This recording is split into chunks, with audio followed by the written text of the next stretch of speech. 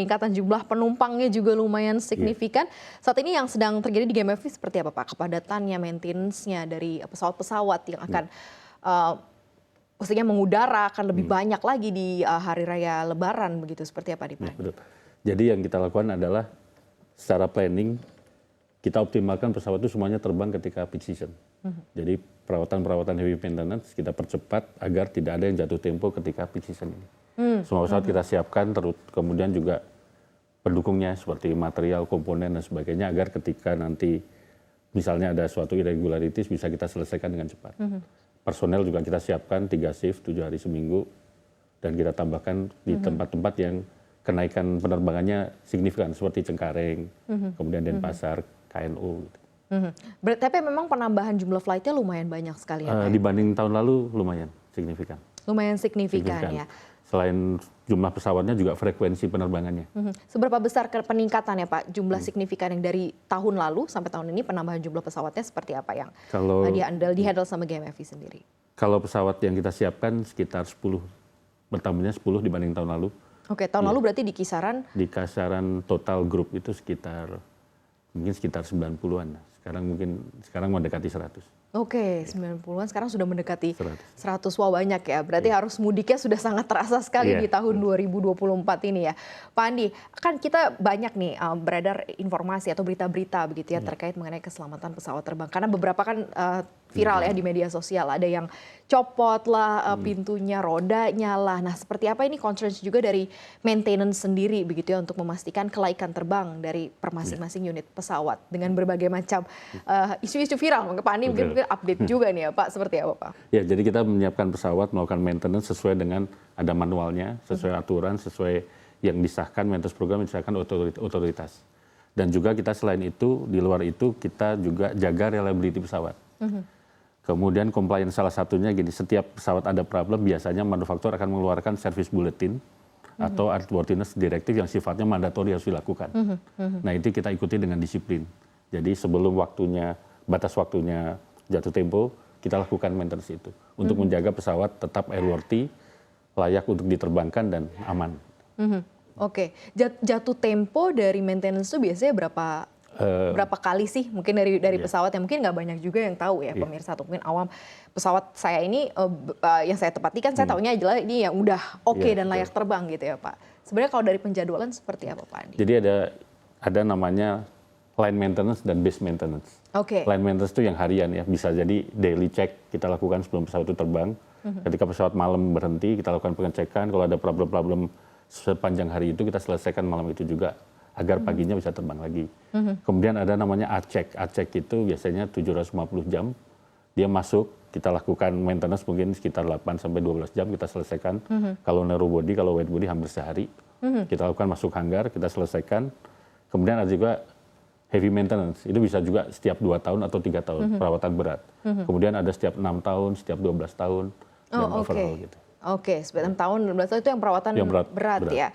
Oke, kalau misalnya kayak harian seperti ini nih, apalagi kan masa Ramadan dan Lebaran ini kan trafficnya lumayan padat gitu ya Pak. Kita kan berlomba, misalnya kayak tiap hari berarti pasti akan ada maintenance ya. Itu setelah selesai terbang atau in the middle lagi flight pun juga misalnya harus masuk bengkel, yang akan masuk bengkel. Karena kan pasti dengan sangat nempel banget dengan jadwal terbang selanjutnya begitu kan. Mungkin delay juga harus diminimalisir gitu kan Pak. Nah ini seperti apa nih Pak untuk memaintain waktu itu? Jadi kita ada namanya transit check juga, ada before departure check pagi-pagi. Itu namanya di line maintenance tadi. Jadi line maintenance itu bisa dilakukan di apron tanpa perlu pesawat itu ke hanggar. Termasuk jadi kalau di tempat dia parkir gitu ya? Iya, termasuk kalau malam misalnya ada problem, kita selesaikan di malam itu bisa kita selesaikan di bandara, di apron. Kalau misalnya ternyata berat, misalnya harus melakukan pengecekan yang tidak bisa kita lakukan di apron, baru kita geser ke hanggar. Jadi kita dorong ke hanggar, pagi-pagi kita kembali lagi ke apron. Ya kebetulan hanggar kami kan di Cengkareng memang dekat dengan bandara. Biasanya secara historical, compare di hari-hari biasa yang terjadi di pekan-pekan seperti saat ini, sekarang ini mungkin udah ada pergerakan ya Pak, udah lumayan naik ya Pak. Trafficnya ini seperti apa sih Pak, compare dari hari-hari biasa? Jadi yang lebih banyak frekuensinya. Jadi misalnya pesawat yang pada hari biasa terbang 6 kali, di dalam periode peak season bisa sampai 8 kali atau 9 kali. Jadi utilisasinya semakin tinggi. Dengan utilisasi semakin tinggi, kita harus semakin aware bahwa harus dijaga terus masalah reliability pesawatnya. Jadi setiap ada masalah sedikit, apalagi pesawat-pesawat sekarang sudah canggih, ketika dia sakit akan memberikan sinyal ke maintenance control kita gitu. Jadi sebelum pesawat itu landing kita sudah tahu harus melakukan apa. Gitu. Jadi kita lakukan percepatan. Kalau memang kita butuh waktu yang lebih banyak, ya mungkin tukar pesawat dulu atau kita atur lagi jadwalnya. Gitu. Oke, berarti sebenarnya dari sistem pesawatnya sendiri juga sudah safe ya sudah sebenarnya. Safe, sudah memberikan. Karena sudah ada sinyal kalau seandainya memang ada yang kenapa-napa gitu ya, dan tinggal ada reportnya.